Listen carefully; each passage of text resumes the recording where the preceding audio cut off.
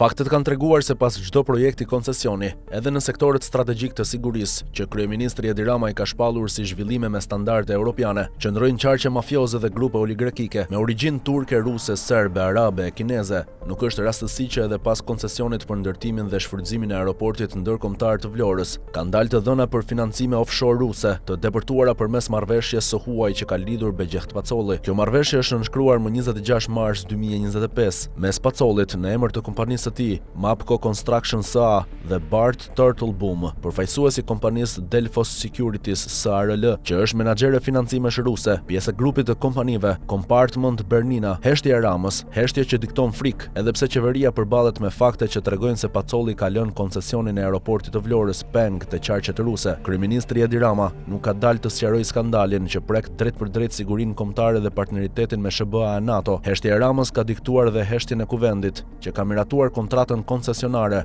dhe i ka hapur rrugën qeverisë për të dhënë aeroportin në kompanive Mapco Construction SA, Y2A, Insat Sanai, Vitikaret Anonim Sirketi dhe 2A Group. Përgjegjësia e qeverisë është e qartë. Fillimisht Rama lejoi që kompania turke të shiste Pacollit 40% të aksioneve për vetëm 4.450 euro. Më pas Pacolli ja shiti kompanisë kosovare 2A Group 47% të aksioneve për 4.700 euro, por pa e pasqyruar në ekstraktin e QKB-s, derisa mori 100 milion euro hua nga grupi offshore rus. Sipas ligjit, çdo transferim aksionesh dhe marrje huaje që përfshin asetet e koncesionit si tokë, objekt dhe të drejta shfrytëzimi, duhet të miratohet nga qeveria, por në rastin e aeroportit të Vlorës, Rama ka lejuar që Pacolli të bëjë shitje aksionesh dhe huamarrje me fonde të dyshimta, duke rrezikuar kontrollin e një infrastrukture strategjike të vendit. Komisioni parlamentar në gjumë ndaj kapitaleve ruse, për të parandaluar ndërhyrjen financiare ruse, vetë Edi Rama krijoi një komision parlamentar, por ky komision nuk është mbledhur asnjëherë për të kërkuar hetim mbi përfshirjen e kapitalit rus në projektin e aeroportit të Vlorës. Më 17 tetor 2025, gjykata e Tiranës bllokoi vendimarrjen e asamblesë së kompanisë Vlora International Airport VIA të parashikuar për 20 tetor,